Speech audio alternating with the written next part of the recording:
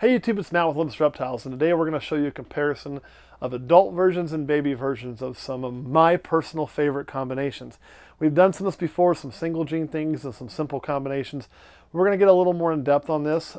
These are two snakes that honestly were why I got into ball pythons, and we have the opportunity to show you both right now, so we're going to do it. Well, first of all, let's talk about the genes we're going to be playing with. That's going to be the most important in this. That's going to be axanthic. And one of the reasons why I want to do this axanthic is people always talk about axanthic browns out and it does this and it does that. And it does. That is very factual. I'm not going to sit there and say it doesn't. Axanthic does change color as it ages. The reason for that is snake changes color as it ages. And with that, as it gets darker, the axanthic is going to not be as silver and black. It's going to be darker. When you run in pastel in there, the pastel axanthics as babies look mwah, right? But they are also going to darken with age. Some of them, for some reasons we don't completely understand yet, like this one here, darken a whole ton. That is a pastel axanthic that after laying her eggs turned very dark. These are not the snakes I intended to show you, but I'm going to show them to you anyway. This is not feeding you, this is an adult female pastel axanthic. So you get that really nice silvery color, but it does not stay as nice as it does as a baby. That's pretty much a normal thing for axanthic. So let's show you the snakes that, for me, really make a difference. I'm going to show you, this is the only one we currently have in baby, but we will have more. Well, I shouldn't say that for sure, but I imagine we will. And this has shed, it has fed. I'll get the, if I have it set in here, I do, this out so you can get an idea of the size of it. It's not very big, it is young. This is a zebra bee. So this is a pastel spider axanthic that's chunking in at a whopping 58 grams. So this is a young baby. This was not huge babies when they were born. The whole clutch is eating, so that's awesome.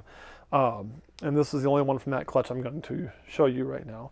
But that is a zebra bee, so pastel spider axanthic. So what does one look like as an adult? Well, from the same genetics, different clutch, but same line, which is all SK line. A lot of them are coming from like John Dog's line. I have this girl right here, who is a young adult. She will be, hopefully, give you a weight on her, ready to breed this coming year. You can see she's just over 12. I like them to be a little bit bigger than that. So we wouldn't breed her at this weight, but we got several months before we hit that time. So there you go. This turns into that. This is a very, very pretty snake, okay? The zebra bee by itself is a gorgeous, gorgeous animal. Very nice silver. It's so strong on what we're using to be. You can almost see some yellow wanting to really come in there. It kind of gives us this back, this really beautiful color with that stark white there and the lighter colored bumblebee head. Now, this thing's awesome, but I'll be honest, to me, this as an adult does not look near as good as it does as a baby. That is a fact, guys. And this is a very nice example of an adult zebra bee. I mean, you can just see how light that color actually is. Gorgeous, gorgeous, gorgeous. So what are some things we can do to really help with that?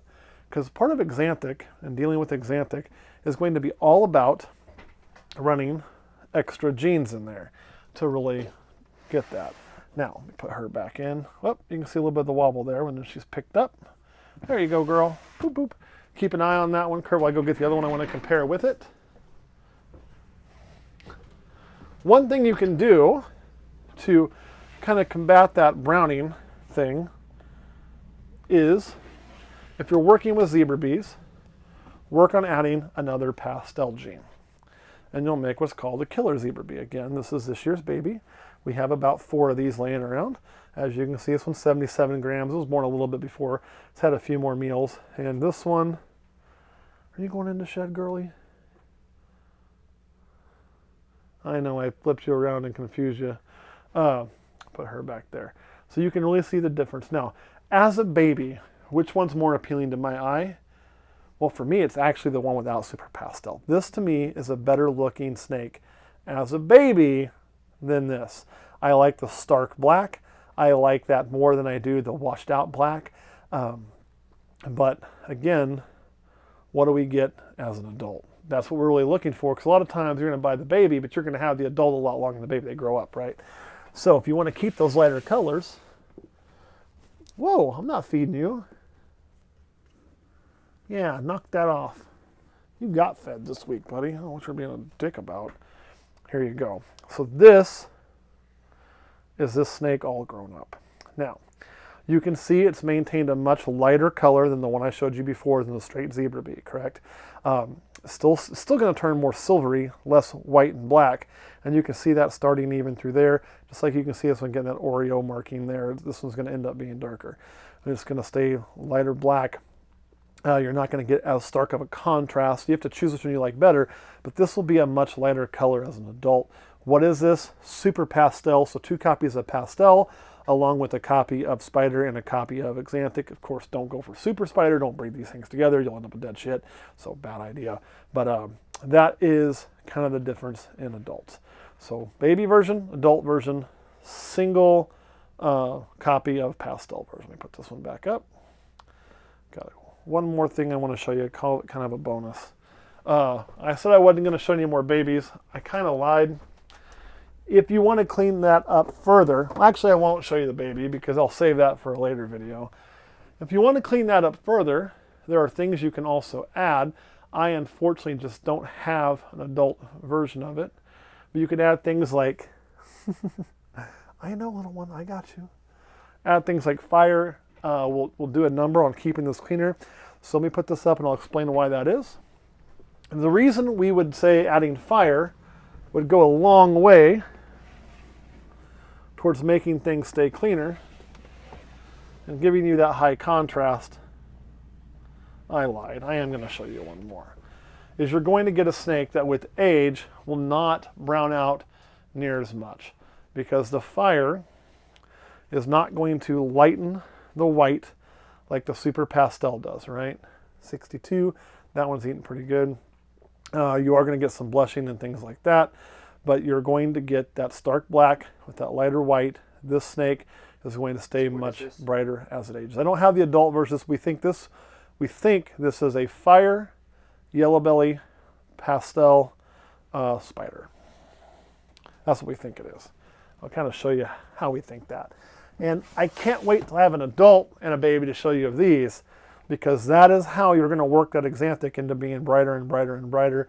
Is pastel and fire together is a key. Yellow belly will also help it be clean. Here, let me show you the belly on this thing. I ain't going to fight it too much. It's got a full belly. There you can kind of see the markers going through there.